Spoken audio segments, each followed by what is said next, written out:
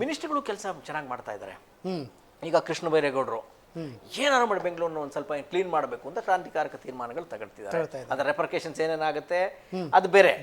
ಅದರ ಖರ್ಗೆ ಅವರು ಇವರಿಬ್ಬರದ್ದು ಪ್ರಾಬ್ಲಮ್ ಏನು ಅಂತ ಹೇಳಿದ್ರೆ ಬಾಯಿ ಕೆಲಸ ಚೆನ್ನಾಗಿ ಮಾಡ್ತಾರೆ. ಪ್ರಿಯಾಂಕ್ ಖರ್ಗೆ ಅವರು ಕರಪ್ಷನ್ ಇಂದ ದೂರ ಇದ್ದಾರೆ ಸರ್. ಕರಪ್ಷನ್ ಕಡಿಮೆ ಇದೆ, ತುಂಬಾ ಕಡಿಮೆ. ನಾವು ಅಪ್ಡೇಟ್ ತಗೋತಾ ಇರ್ತೀವಿ, ನಮ್ಮ ಡಿಸ್ಟ್ರಿಕ್ಟ್ ರಿಪೋರ್ಟರ್ ಎಲ್ಲಾದ್ರೂ ಫೋನ್ ಮಾಡಿ ತಗೋತೀವಿ, ಬ್ಯೂರೋಕ್ರಸಿಗೆ ಫೋನ್ ಮಾಡಿ ತಗೋತೀವಿ. ಹೇಳಿಕೊಳ್ಳುವಷ್ಟು ಕರಪ್ಷನ್ ಅದ್ರಲ್ಲಿ ಇಲ್ಲ.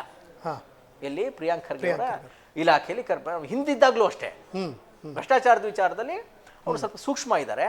ಆ ಧೈರ್ಯದ ಮೇಲೆ RSS ವಿರುದ್ಧ ಅವ್ರು ಮಾತಾಡ್ತಾ ಇದ್ದಾರೆ. ನೀವು ಹುಟ್ಟ ಕರಪ್ಟ್ ಆದ್ರೆ ಇಡೀ ಏನೋ ಎಲ್ಲಾರನ್ನೂ ಎದುರಿಟ್ಟು ಮಾತಾಡಕ್ ಸಾಧ್ಯ ಆಗೋದಿಲ್ಲ. ಯಾವಾಗ ಅಲ್ಪ ಸ್ವಲ್ಪ ನಿನ್ನಲ್ಲಿ ಸ್ಟ್ರಾಂಗ್ ನಿಯತ್ತಿರ್ತದೆ, ಅಲ್ಪ ಸ್ವಲ್ಪ ಕೈ ಬಾಯಿ ಶುದ್ಧಿ ಇರುತ್ತೆ, ಅವಾಗ ಆಯ್ತಪ್ಪ ಮಾತಾಡ್ಬೋದು.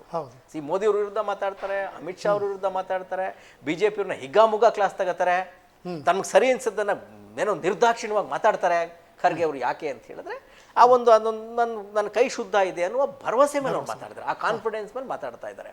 ಬಟ್ ಇವ್ರ ಪ್ರಾಬ್ಲಮ್ ಏನು ಅಂತ ಹೇಳಿದ್ರೆ ಸ್ವಲ್ಪ ಅದನ್ನೇ ಮಾಡ್ತಾರೆ. BJPನವರು ನೆಗೆಟಿವ್ ಆಗಿ ಕನ್ವರ್ಟ್ ಮಾಡ್ತಾರೆ. ಕಾಂಗ್ರೆಸ್ನಲ್ಲೂ ಕೂಡ ಇವನೇನೋ ಹಿಂಗೆ ಮಾತಾಡ್ತಾನೆ ಅಂತ ಮಾತಾಡಿರೋದು ನಾನು ಕೇಳಿದ್ದೇನೆ. ಇದು ಬಹುಶಃ ಡ್ಯಾಮೇಜ್ ಸ್ವಲ್ಪ ಏನೋ ನೆಕ್ಸ್ಟ್ ಎಲೆಕ್ಷನ್ ಮೇಲೆ ಡ್ಯಾಮೇಜ್ ಆಗ್ಬೋದೇನೋ ಗೊತ್ತು. ಆದರೆ ಕೆಲಸ ಮಾಡ್ತಾ ಇದ್ದಾರೆ. ನೆಕ್ಸ್ಟ್ ಎಲೆಕ್ಷನ್ಗೆ DK ಅವರ 2028ರ ವಿಷನ್ ಇದೆಯಲ್ಲ, ಅದಕ್ಕೆ ಪೂರಕವಾಗಿ ಪ್ರಿಯಾಂಕ್ ಖರ್ಗೆ ಅವರು ಹೆಲ್ಪ್ ಆಗ್ಬೋದು. ಅದರ ನೆಗೆಟಿವ್ ಅಂಶಗಳು ಇದಿದೆ.